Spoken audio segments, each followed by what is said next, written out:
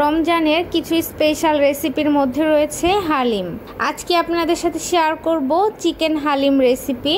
আর সেটা হবে রাঁধুনির যে রেডিমেক্স হালিমের মশলা পাওয়া যায়, প্যাকেট পাওয়া যায়, সেগুলি দিয়ে রেসিপিটা তৈরি করে দেখাবো। আমার চ্যানেলে বিফ হালিম কিভাবে রান্না করতে হয় সেটার রেসিপিও রয়েছে।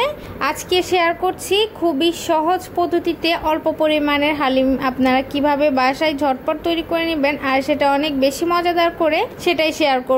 প্রথমে আমি এখানে একটা হালিম মিক্সের প্যাকেট নিয়েছি, সেখান থেকে মেপে নিচ্ছি। দেখতে পারলেন এখানে 1 কাপ পরিমাণের হালিমের মিক্স রয়েছে।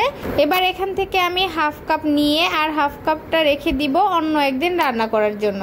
এবার এখানে 1.5 কাপের মতো পানি দিয়ে এটাকে আমি রেস্টে রেখে দিব যতক্ষণ পর্যন্ত না আমার সব কিছু রেডি করে না নেওয়া হয়। যেমন পেঁয়াজ কাটা, মাংস কাটা, সমস্ত কিছু আমি রেডি করে তারপর রান্না করতে চলে আসব। দেখতে পাচ্ছেন প্রথমে আমি রেডি মিক্সটাকে এভাবে করে মিশিয়ে পানির মধ্যে রেস্টে রেখে দিয়েছিলাম।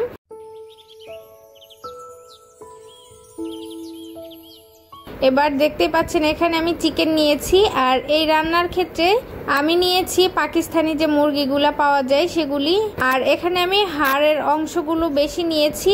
আপনারা চাইলে যে কোনো অংশ দিয়েই এই হালিমটা তৈরি করে নিতে পারেন, তবে সেক্ষেত্রে আপনি চিকেনের যে চর্বির অংশগুলি থাকে সেগুলি নিলে হালিমটা খেতে কিন্তু বেশি ভালো লাগবে।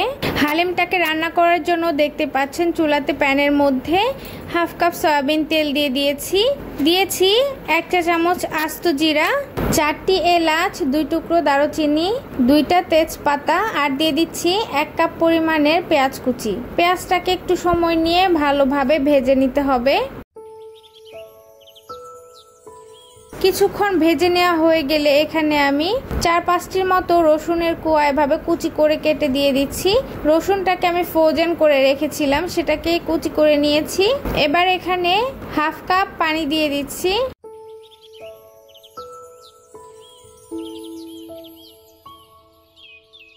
প্রথমে এখানে মশলাটাকে আমি কষিয়ে নেব, এর জন্য কিন্তু পানিটা ব্যবহার করেছি। প্রথমে আমি এখানে 1 চা চামচ হলুদ গুঁড়ো, 1 চা চামচ মরিচ গুঁড়ো, 1 চা চামচ ধনিয়া গুঁড়ো, 1 চা চামচ জিরা গুঁড়ো এবং 1 চা চামচ গরম মশলার গুঁড়ো দিয়ে দিচ্ছি। এবার এখানে পরিমাণ মতো লবণও দিয়ে দিচ্ছি। মশলাগুলিকে সময় নিয়ে কষিয়ে নিতে হবে। রাঁধুনি হালিম মিক্সের প্যাকেটের মধ্যে যে মশলার প্যাকেটটা ছিল সেখান থেকে 2 টেবিল চামচের মতো মশলা আমি এখানে দিয়ে দিয়েছি। আমার চ্যানেলে গরম মশলার স্পেশাল কিছু রেসিপি রয়েছে, ডেসক্রিপশন বক্সে লিংক দিয়ে দিব, চাইলে আপনারা দেখে নিতে পারেন। আর দিয়ে দিয়েছি 3টা কাঁচা মরিচ টুকরো করে কেটে।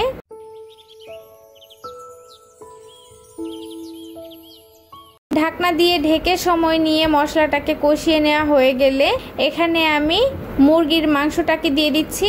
হালিম রান্না করতে হলে যে কোনো মাংসই ব্যবহার করেন না কেন, মাংসের সাইজ কিন্তু একদমই ছোট ছোট করে নিতে হবে, এতে করে মশলাটা খুবই ভালোভাবে ঢুকে যাবে। আমি মুরগির মাংসটাকেও সেমই ছোট ছোট টুকরো করে কেটে নিয়েছি।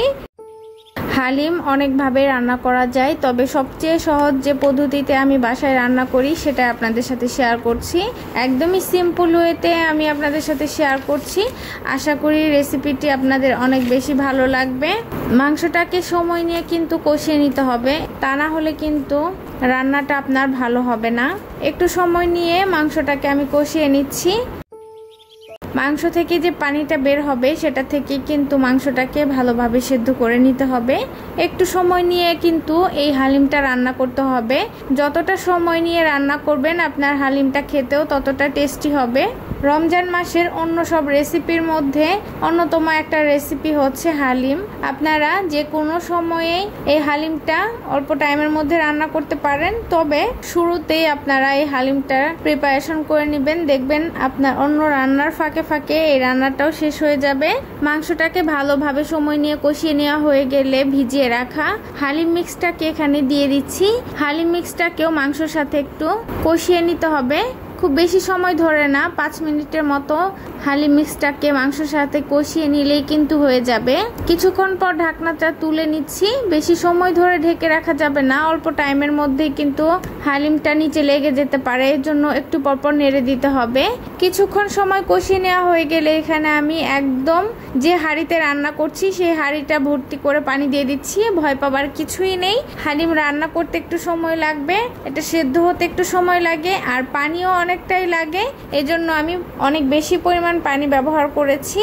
এবার আমি ঢাকনা দিয়ে ঢেকে একদমই চুলার আঁচটাকে ফুল করে দিয়ে রান্না করতে থাকবো। যখনই ভালোভাবে বলক চলে আসবে তখনই ঢাকনা তুলে একটু নেড়ে দিচ্ছি, আর চুলার আঁচটাকে আমি মিডিয়ামে করে দিব। এভাবে করে আমি একটু সময় নিয়ে হালিমটাকে রান্না করে নিব। যখন দেখা যাবে হালিমটা একটু ঘন হতে শুরু হয়েছে তখন চুলার আঁচটাকে আরো একটু কমিয়ে চুলাতে এটাকে অনেকটা সময়ের জন্য রান্না করতে থাকবো।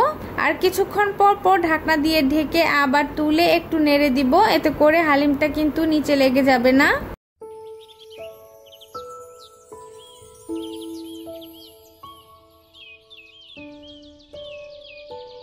যখন হালিমটা একটু থিকনেস চলে আসবে তখন আরো 2 টেবিল চামচ রাঁধুনি রেডিমিক্স হালিম মশলা যেটা আছে সেটাকে দিয়ে দিতে হবে।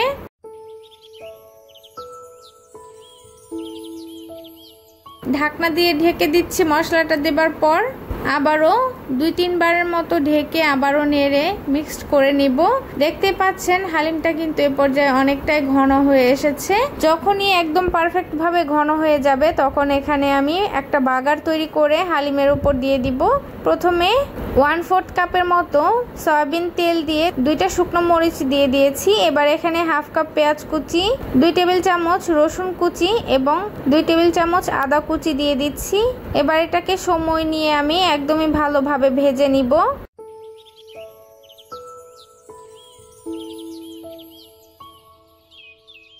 যখনই এটার কালার গোল্ডেন চলে আসবে তখনই চুলাটাকে বন্ধ করে দিব, তা না হলে কিন্তু বাগারটা পুড়ে যাবে, আর পুড়ে গেলে কিন্তু এটা খেতে একদমই ভালো লাগবে না।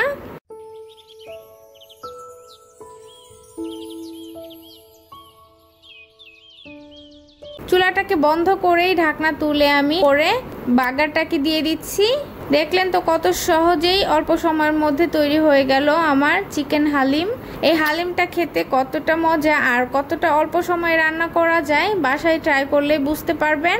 বাইরে থেকে অস্বাস্থ্যকর জিনিস কিনে না খাওয়ার চাইতে আমার মনে হয় এভাবে করে বাসায় তৈরি করে নেওয়ায় অনেক ভালো, খেতেও অনেক ভালো লাগে, আবার মন ভরেও খাওয়া যায়। আমি শুধুমাত্র 1/2 কাপ হালিম মিক্স দিয়ে কিন্তু 1 হাঁড়ি হালিম তৈরি করে নিয়েছি। বাইরে থেকে এরকম চড়া দামে হালিম না কিনে বাসায় ঘরে থাকা উপকরণ দিয়েই কিন্তু আপনারা যখন ইচ্ছে হয় তখনই এরকম ভাবে হালিম তৈরি করে নিতে পারেন। আমার করা ভিডিওগুলি আপনাদের কাছে কেমন লাগে অবশ্যই আমাকে কমেন্টস করে জানাবেন।